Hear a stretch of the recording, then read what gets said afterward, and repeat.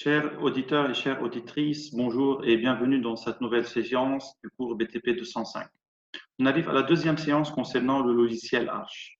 Donc, la fois passée, on a vu comment le logiciel Arch est défini et comment sont répartis les menus. Aujourd'hui, on va commencer à modéliser un petit bâtiment pour prendre en compte les différentes options et options de modélisation. Donc, tout d'abord, on a défini la fois passée le matériau. Je vous rappelle, on a choisi C30 pour poteau et voile, C25-30 pour dalle, poutre, semelle et semelle, et avec FYK égale 400 pour les deux. On va supposer que ce sont les données des matériaux. Puis, on va définir tout d'abord dans l'étage 1, qui est le PH rez-de-chaussée, par exemple, donc c'est le plancher haut du rez-de-chaussée. On va supposer que la hauteur de l'étage est de 3 mètres libre et avec 20 cm de dalle, donc c'est 3,2. Donc toujours dans H, la hauteur de l'étage, c'est la hauteur à nu entre les deux faces des dalles plus l'épaisseur de la dalle en haut. C'est-à-dire c'est de la face sup de la dalle 1 jusqu'à la face sup de la dalle sup. Donc c'est ça la hauteur de l'étage. Donc c'est la hauteur, c'est clear height plus l'épaisseur de la dalle. Donc, c'est-à-dire 3,2, on aura maintenant un bâtiment de 3 mètres de hauteur, un étage 3 mètres, avec 20 cm pour la dalle. Donc, je vais tout d'abord visualiser les grilles. Donc, j'obtiens par défaut une grille qui fait 1 mètre par 1 mètre. Évidemment, je peux changer le pas des grilles, de la grille, ceci dans outils en utilisant grille. Voilà. Donc, par défaut, c'est dx égale 1, dy égale 1 le pas. Donc, je peux le mettre 0,5, je peux le mettre dx, dy 0,5, 0,25, n'importe quoi. Pour le moment, je vais laisser 1 mètre. Puis, je vais choisir, par exemple, un poteau. Donc, dans le menu poteau ou bien générer poteau, voilà, j'obtiens ce menu. Qu'est-ce qu'il y a dans ce menu? Il y a P, c'est l'abréviation du poteau. 1, donc c'est le numéro. Puis on a par défaut K égale 1. Angle par défaut 0 degré, donc c'est l'angle de la rotation de la section.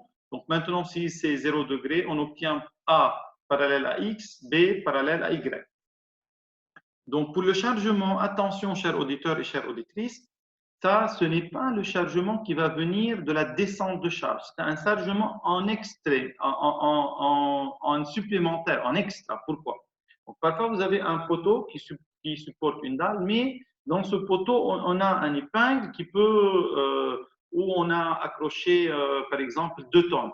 Donc, c'est le cas des poteaux ou bien dans des industries où on met des outils pour mettre un poids qui vient en plus de la structure elle-même. Donc, au cas où vous n'avez pas ce cas, donc au cas où le poteau supporte seulement son poids propre et la dalle, donc dans ce cas, il faut mettre ces charges et c'est zéro de chargement. Pour la famille, je n'ai pas créé des familles, donc je vous rappelle que la famille nous permet de classifier plusieurs poteaux dans cette famille et comme ça, lorsqu'on demande un poteau, le logiciel va chercher dans cette famille le poteau le plus chargé, le plus critique pour le modéliser. Donc, pour le matériau, donc, on a C30. Donc, regardez ici, C25 ne figure pas. Oui, évidemment, parce que moi, j'ai mis que pour le poteau C30, c'est le béton choisi. Pour la forme, ou bien je carré ou bien rectangle, j'aurai BH ou bien j'ai circulaire en L, en T, etc. Donc, je vais le laisser carré pour cette fois-ci, donc, et je vais laisser A égale à 0. Comme ça, je vais voir comment il peut lui-même prédimensionner le poteau. Donc, le ratio d'armature, je vais laisser 0, c'est-à-dire je vais demander du logiciel de lui-même d'estimer le ratio d'armature si j'ai besoin de ce chiffre. Pour l'aide, donc si j'ouvre l'aide, donc il me donne un petit l'abréviation, c'est quoi A et B. Donc ferraillage sismique, donc là on va pas rentrer dans ça. Pour les hypothèses éléments finis, donc c'est pas le cas, on va pas toucher à ça pour l'instant. Puis qu'est-ce qu'on va voir de plus? C'est tout. Donc une fois j'ai terminé, regardez bien maintenant le mode accrochage par défaut est gris. Donc, regardez ici, vous trouvez gris. Donc, parce que là, je peux que mettre sur l'intersection des gris. Je vais supposer que j'ai un poteau ici. Donc, je vous rappelle A égale à 0. Donc là, le logiciel va prédimensionner ce poteau. Je veux supposer qu'il y a un autre poteau, par exemple, à une distance de 5 mètres, puis de 6 mètres, voilà, puis de 5 mètres. Voilà. Donc, ça, c'est fil de poteau qui est là. Regardez bien, donc c'est un point parce qu'il n'a pas de dimensions. C'est toujours sans dimension. Maintenant, si j'ai plus besoin de la grille, je peux l'éteindre. Sinon, je vais travailler avec un peu la grille. Donc, je vais choisir un voile. Le voile V, c'est l'abréviation. Donc, au lieu de béton, c'est C30. Je vais choisir l'épaisseur. On va supposer qu'on a une épaisseur de 20 cm, disons. Ratio d'armature treillis soudée ou bien haute adhérence, c'est 0. Donc, au cas où j'ai besoin. Et L nu, c'est 0. Donc, c'est lui qui va faire le calcul. Et là, il y a une option qui est très intéressante dans H. On peut introduire des ouvertures, des trémies dans le voile. Donc, pour le moment, je peux supposer qu'il n'y a pas de trémies. Pour l'hypothèse élément fini, donc c'est l'hypothèse qu'il va utiliser lorsqu'on va aller chez Advanced Design. Et c'est quoi la différence? Je vous explique, chers étudiants et étudiantes. Poutre équivalente, donc là, donc je vous rappelle, cette hypothèse est pour la méthode élément fini. C'est surtout lorsqu'on va exporter ce modèle vers Advanced Design. Donc là-bas, il va considérer l'hypothèse que j'ai mis ici. Donc, poutre équivalente, c'est-à-dire il va assimiler un voile à une poutre qui a de la même inertie. Donc, on va passer d'un élément surfacique voile à un élément filaire, mais qui a la même inertie. Donc, croix indéformable, comme son nom l'indique, donc va avoir un élément indéformable. Et maillage coque, donc c'est le maillage qu'on a utilisé en Advanced Design pour l'élément fini. Donc, par défaut, on va laisser par défaut maillage coque parce que pour le moment, on s'intéresse à Advanced Design, à H, désolé. Donc, je vais choisir là un voile, par exemple, de loin de 5 mètres ou de 4 mètres. Voilà. Le voile est de dimension 2 mètres, par exemple. Donc, je vais supposer qu'il y a un autre voile ici de 2 mètres. Et loin de 4 mètres aussi, je vais mettre un voile de 2 mètres. Et là, un voile aussi de 2 mètres. Comme ça, pour garder un peu la symétrie. Donc, je vais continuer avec les poteaux. Maintenant, ce poteau, je vais le faire, je vais copier ces deux poteaux d'une distance suivant Y de 4 mètres pour avoir la grille comme ça. Donc, maintenant, je peux, si je veux, je peux éteindre la grille. Donc, j'ai choisi ces deux poteaux, choisi dans le menu CAO copier, ou bien je peux le faire avec la touche Insert dans votre clavier. Donc, regardez dans le copier, qu'est-ce que je peux faire? Je peux faire copier dans le plan, ou bien copier au-dessus. Donc, si on a un étage au-dessus, donc on peut copier d'un étage à un autre, ou en dessous, c'est-à-dire d'un étage à un autre qui est en dessous. On peut copier dans le plan et on peut faire une translation et ou rotation. Donc, j'ai beaucoup de choix et je peux aussi choisir le nombre de copies. Je peux introduire en plan le vecteur de translation suivant dx et dy, ou bien je peux choisir un vecteur. Donc, comme ça, je peux dire de là jusqu'à là, par exemple. Voilà, il a détecté 0, 4. Je lui dis OK. Donc, j'ai les deux poteaux. Et aussi, de même, je peux copier ces deux poteaux. Donc, voilà, je les copie d'une distance, disons. Donc, je mets de nouveau la grille 1, 2, 3, 4, 5, 6. Donc, y, 6 mètres. Voilà. Donc, j'ai obtenu maintenant un système de poteaux. Supposons que là, ces deux poteaux vont être copiés d'une distance, copier, c'est pas déplacer, je vais faire copier, d'une distance suivant Y de, disons, de 4 mètres et demi. Donc, qui n'existe pas sur la grille parce que j'ai fait une grille de 1 mètre. Donc, je peux toucher 0, 4 et demi suivant Y, voilà. Puis, ce poteau, je le fais copier suivant dx de moins 4 mètres. Ah non, ça doit être moins 5. Donc, je le choisis et je fais move de x moins 1 mètre. Donc, voilà. Et jusqu'à la dimension, pour voir les dimensions, chers auditeurs, je peux faire la touche Alt-D ou bien dans Outils, coordonnées. Donc, voilà, je peux faire d'ici jusqu'à là. Ça va me donner en bas dans la console distance 5 mètres. Donc, voilà, donc je peux faire copier dx 5 mètres. Voilà mon plan. Donc, le plan, on va supposer que c'est notre plan. Pour faire un porte-à-faux, par exemple, je prends une ligne d'aide. Voilà. Je dessine. La ligne d'aide, donc, n'a pas de fonction structurale, c'est juste pour dessiner. Et je peux faire copier, par exemple, DY porte-à-faux de 2 mètres,25. Voilà, c'est 2 mètres,25.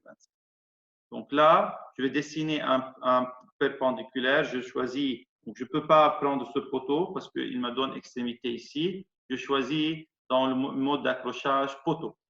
Donc, poteau. Puis je vais faire la perpendiculaire. Je choisis alors perpendiculaire. Voilà. Puis poteau, Alt S, ou bien je perpendiculaire. Donc je delete.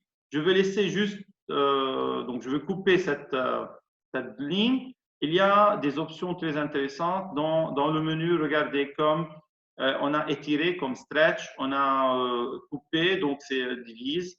Et on a relimité qui est extend et trim en même temps. Donc Alt R ou donc voilà, je touche du côté que je vais le laisser. Par exemple de là, donc voilà, je choisis la ligne que je veux relimiter, hein, c'est-à-dire le fait extend ou trim.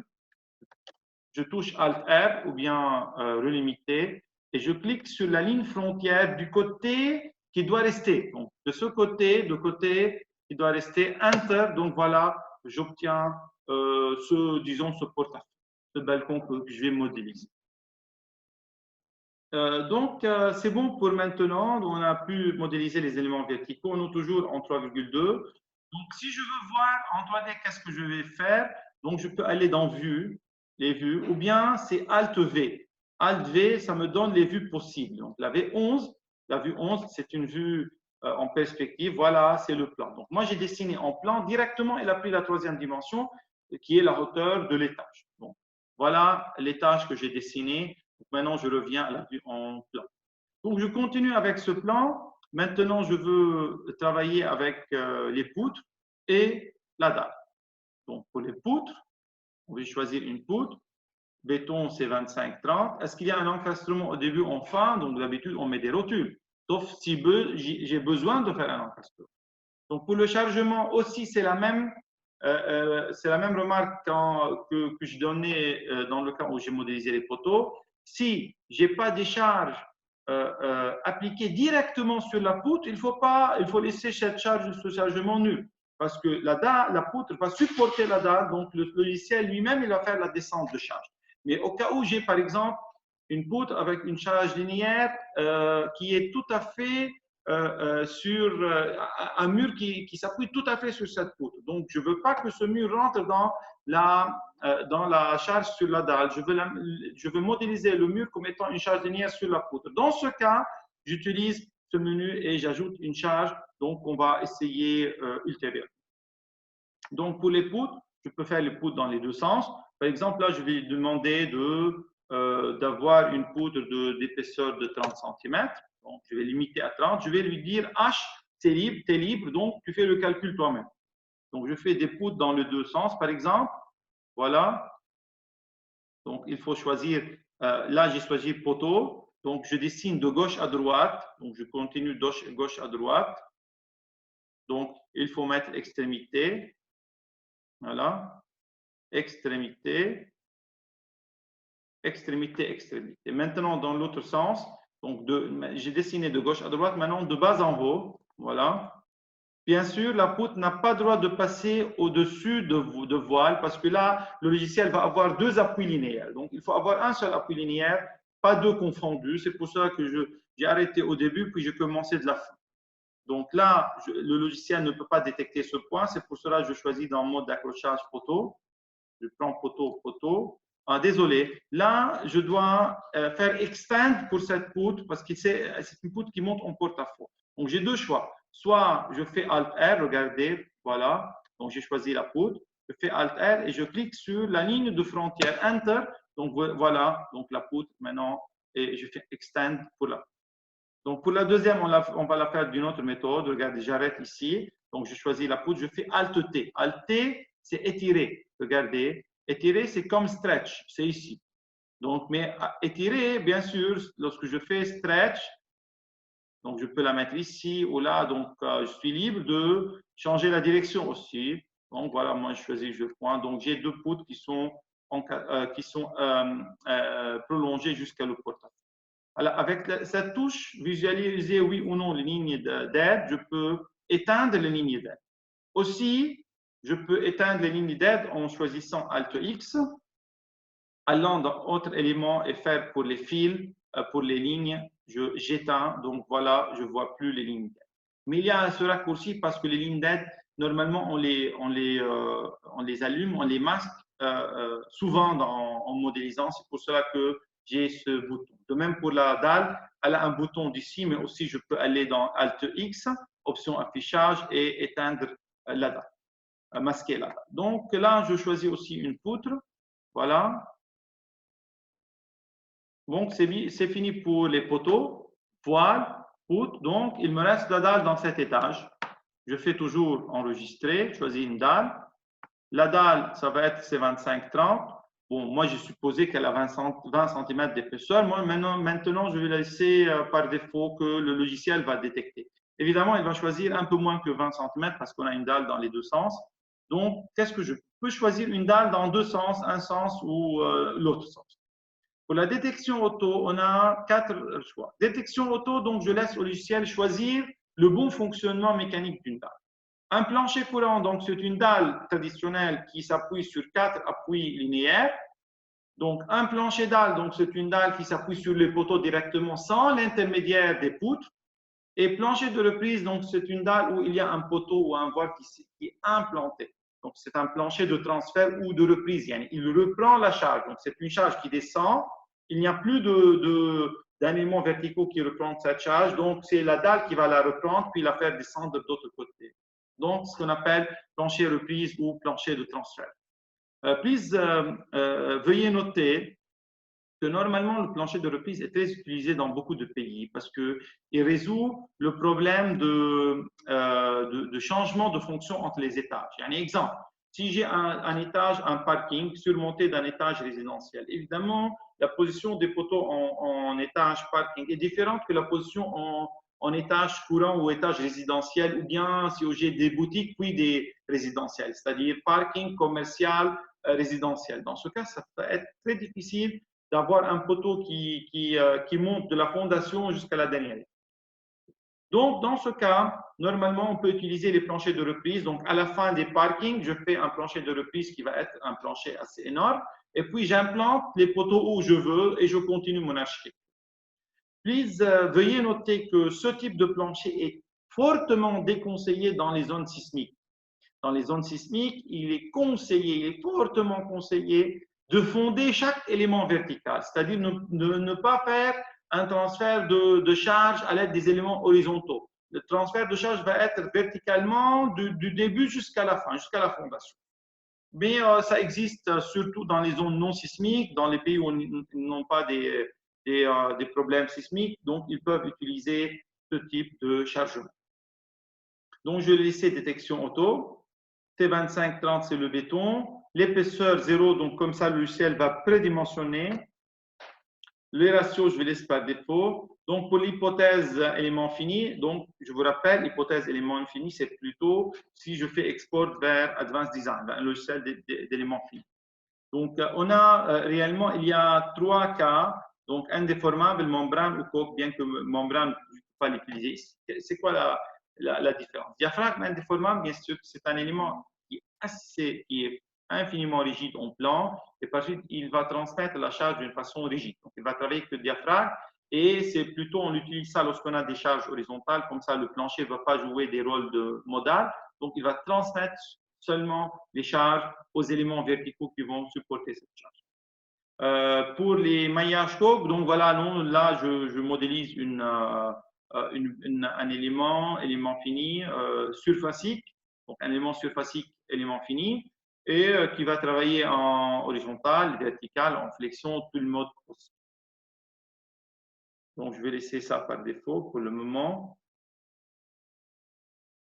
Pour le report de charge, détection auto, ligne de rupture au report élément fini. On a vu à la première séance que pour une détection auto, donc soit ça va être ligne de rupture, soit élément fini.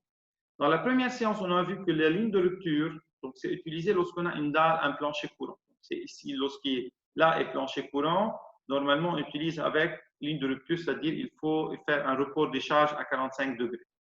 Lorsqu'on a un plancher de reprise ou plancher dalle, donc cette méthode ne sera pas une méthode adéquate et par suite on utilise le report de charge par élément fini, EF, report élément fini. Pour le style de ferraillage qui existe, d'ailleurs, on n'a pas parlé de style de ferraillage, mais ça existe pour les poutres, poteaux, dalles, pour tous les éléments. Là, c'est une fonction très, très pratique. Pourquoi?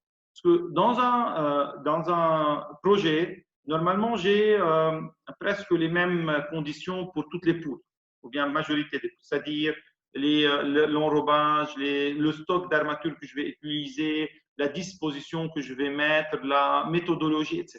Donc, au lieu de définir ces valeurs par défaut pour chaque poutre, je peux faire un modèle, donc ce qu'on appelle un style de ferraillage, que je peux appeler par exemple projet B1. Donc, dans ce projet B1, je dis que le style de ferraillage, il est comme ça pour tous les poutres, pour toutes les poutres, ou bien pour ces poutres, il est B1, pour ces poutres, il est B2, B3, etc. Et lorsque je fais exporter vers module H-poutre, donc le logiciel directement, il va considérer mes hypothèses à moi, mes préférences, afin de bien ferrailler et de dessiner le plan de ferraillage dans le module de ferraillage. Donc voilà pour la dalle. Donc, toujours de gauche à droite, de bas en haut. Donc, je vais le point ici qui est intersection. Donc, ou bien je choisis l'intersection, ou bien je choisis le poteau, c'est la même. Donc, voilà, de nouveau, extrémité, extrémité. Cette fois-ci, je vais choisir intersection pour vous montrer, intersection et la dalle. Donc, regardez, j'ai obtenu une dalle qui travaille dans les deux sens. Je peux lui dire dans le sens suivant X ou bien suivant Y. Donc, c'est à moi ou dans les deux sens. Donc, peu importe, c'est à moi de définir. J'ai une petite remarque aussi. H ne va pas maintenant comprendre que cette dalle repose sur les poutres qui sont intermédiaires. Pour lui, il y a le contour de la dalle, c'est le contour de la répartition des charges. Pour cela, je vais regarder qu'est-ce que je vais faire. Je vais utiliser une commande qui s'appelle découper dalle. Donc, dans découper, regarde, il va découper les dalles là où il y a des supports. Et voilà, vous allez obtenir ici 10 dalles. Pourquoi? Parce que chaque fois que j'ai 4 appuis, donc un panneau, il va découper, il va considérer que ça, c'est un panneau. Regardez, je peux éteindre maintenant, masquer les dalles. Voilà, les dalles sont masquées, masquer les lignes d'air. Donc, je n'ai pas dessiné une poutre ici. Je vais dessiner une poutre. Donc, quelconque, 30 fois. Je vais choisir extrémité. Regardez cette poutre. Cette poutre, elle se repose sur deux autres poutres. Donc, normalement, elle doit se reposer sur deux autres poutres parce qu'elle n'a pas d'autre appui. Pour que H comprenne ça, parce que H, pour lui, lorsqu'on a deux poutres qui se croisent, pour lui, on ne peut pas lui demander de les faire travailler ensemble comme étant des poutres croisées comme Advanced Design, parce que pour lui, il n'a pas cette notion que l'ensemble va travailler ensemble. Pour lui, c'est la descente de charge manuelle, c'est-à-dire il y a un élément qui va supporter un autre élément. Donc là, il faut lui donner quelle est la poutre qui va porter et qui est la poutre porteuse. Donc, la poutre qui est portée, donc on va lui dire non classe, non principale. Donc voilà, je vais décocher principal. Lorsque je décoche principal, donc pour le logiciel maintenant, c'est une poutre qui va être portée par quelqu'un d'autre. Donc, il voit que ces deux poutres qui sont à gauche et à droite sont principales. Donc, il va comprendre que ces deux poutres sont les poutres qui vont porter l'autre poutre. Remarque, la notion de poutre principale ici, ce n'est pas poutre principale secondaire dans le sens d'un plancher nerveux et non au contraire, ce n'est pas ça du tout. La notion ici de poutre principale et non principale, on ne parle pas de secondaire ici, c'est que la poutre, s'il y a deux poutres qui sont croisées, une poutre principale va porter la poutre qui est non principale. C'est tout. Donc, j'ai fini. J'allume de nouveau les dalles. Donc, voilà, je peux voir en 3D. Donc, ça, c'est mon... Regardez, lorsque je fais Alt-E, Alt-A, c'est comme Zoom All. Regarde, Alt avec A. C'est zoom all. Alt E, donc c'est là, je lui demande de mettre,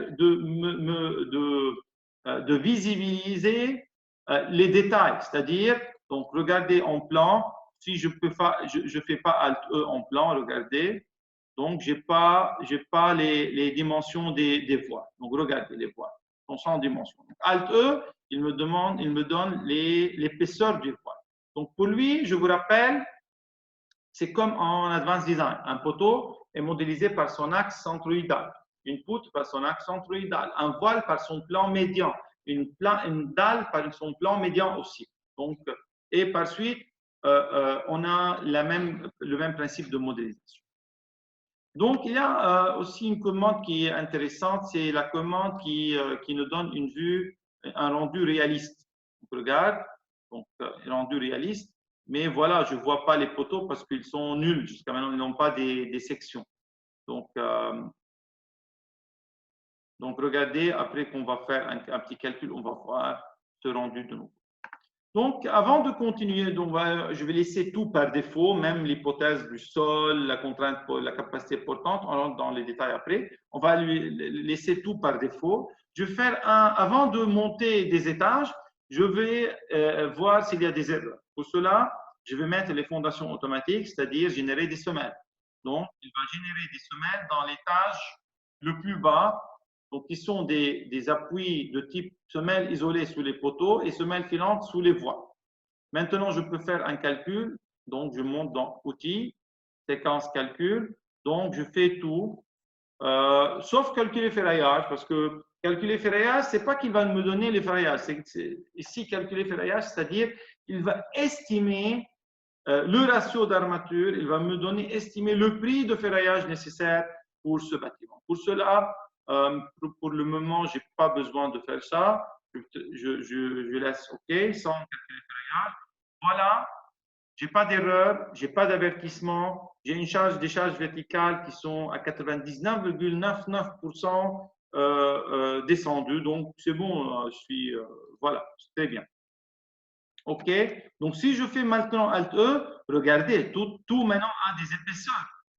Donc, si je rentre dans Alt-X, je lui demandais, montre-moi les dimensions des poutres, les dimensions des dalles, les dimensions des poteaux. Pour les voiles, je les connais, j'ai déjà. Et les dimensions des semelles. Donc, ça, c'est pas trop intelligent parce que là, je vais avoir beaucoup de numéros qui sont coincés. Mais voilà, je vais les voir. Regardez pour les poutres 30-30, 30-60, 30-20, 30-25, 30-60 pour une poutre continue, 3-60, porte-à-faux 3-60, etc. Donc, vous avez plusieurs sections. Pour les poteaux, donc c'est 25-25 pour les poteaux de rive en bas. Aussi, pour tous les poteaux, c'est 25-25. Donc, il a pris le minimum. Donc, c'était suffisant 25 par 25. Il n'a pas plus besoin d'autre. Pour les fondations, donc c'est 55, 50 pour 25. Celle-là, c'est 90. Donc voilà, je vais la choisir pour voir. C'est 90, 90, 25 parce que c'est un carré, bien sûr. Et celle-là, c'est 80. Celle-là, c'est 85. Donc, ça dépend des travées et des distances perpendiculaires. Donc, c'est la ligne de sa surface d'influence. J'ai ici regardé dans les menus. Donc maintenant, regardez, cher étudiant, je suis dans la phase d'exploitation. Regardez en bas à droite, je suis dans la phase d'exploitation. C'est ici que je vois les résultats. C'est-à-dire, je ne suis plus dans la phase de saisie des données. Dans la phase saisie des données, je peux changer. Maintenant, je ne peux plus changer. Je peux voir les résultats seulement. Je ne peux pas changer dans les données. Donc, je peux voir la descente de charge des poteaux. Donc, par exemple, ce poteau, il a G égale 12,4. Donc, je vais éteindre les dimensions, comme ça pour voir. Donc, poteau sans dimension. Je vais presser sur ce bouton qui est donc afficher les charges en tête des poteaux. Donc, G 12,4, Q0, AC égale 0. Pourquoi? Parce que je n'ai pas mis une charge d'exploitation. Et même, je n'ai pas mis une charge permanente. C'est le poids propre qui travaille là.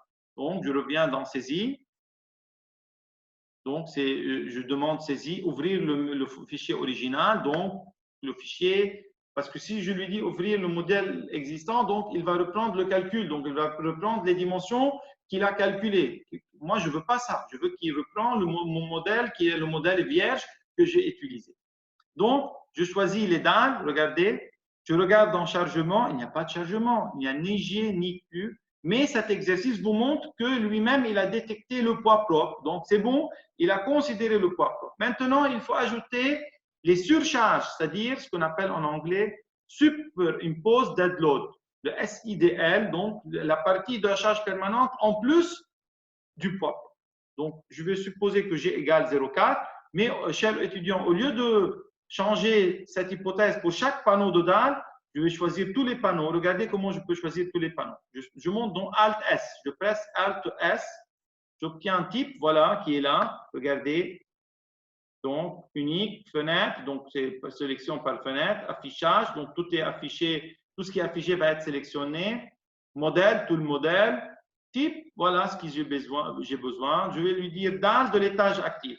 Donc, je lui demande de me choisir, de sélectionner les dalles de l'étage actif. OK, voilà, tout est sélectionné.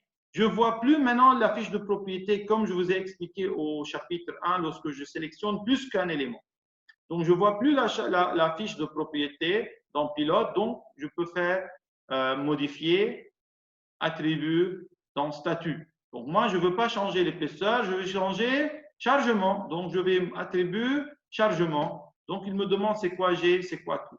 Pour le reste, je laissais en gris, c'est-à-dire j'ai rien changé. Donc, moi, j'ai changé juste G. Je vais mettre en plus du poids propre, il y a 0,4 tonnes par mètre carré, c'est-à-dire 4 kN par mètre carré. Et pour Q, je vais mettre 0,15. OK, regardez bien, je peux voir maintenant, regardez l'épaisseur, c'est 0. Et si je mets dans Alt X dalle chargement, Alt E, donc je presse Alt E, donc il y a G04, Q04. Si je veux agrandir l'écriture, je me pose dans Alt X, police et détail, pour le numéro, donc si j'ai le numéro, donc je vais l'agrandir. Et pour le détail ici, 04, donc regardez pour 04, donc ça va augmenter, je peux voir mieux maintenant les charges. Donc ça, le balcon, je vais supposer que G égale seulement 0,2 ou 0,25 et Q égale 0,35. Voilà. Donc, je vais supposer qu'il n'y a pas des escaliers ascenseurs pour ce premier exemple. Donc maintenant, je suis prêt à aller un peu plus loin. Je vais éteindre de nouveau les charges. Je n'ai pas besoin de compliquer la vue. Donc, je vais monter en étage. Donc, c'est pour cela peux utiliser cette option dupliquer étage, c'est-à-dire il va copier l'étage 1, 1, 1. Ou bien je peux aller dans modifier. Voilà, modifier, étage, créer au-dessus en recopiant. Donc ça, c'est pas vide par défaut, ça va recopier, ça va créer un étage vide. Non, je vais en recopiant, nombre d'étages, disons 5. Donc j'aurai en tout 6 étages. Donc, regardez, les 6 étages, ils ont la même hauteur. Donc, moi, je peux lui dire, je ne sais pas, le dernier, c'est un penthouse de 4,20 mètres. Donc, directement, je change la hauteur. Je peux aller maintenant en 3D pour voir qu'est-ce que j'ai obtenu. Voilà le bâtiment que j'ai modélisé.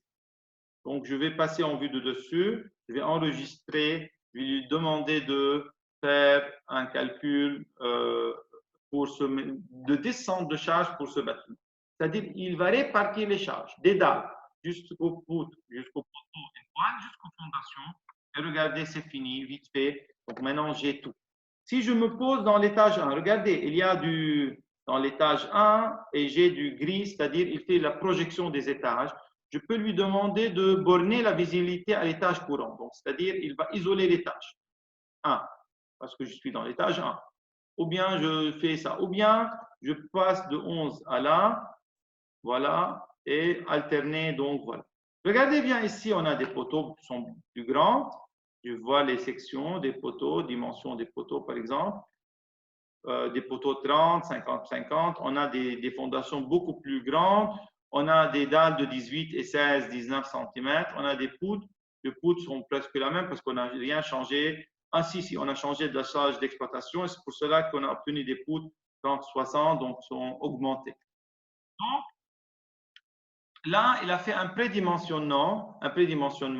Donc, ce n'est pas un prédimensionnement très exact. Ça vous donne une idée.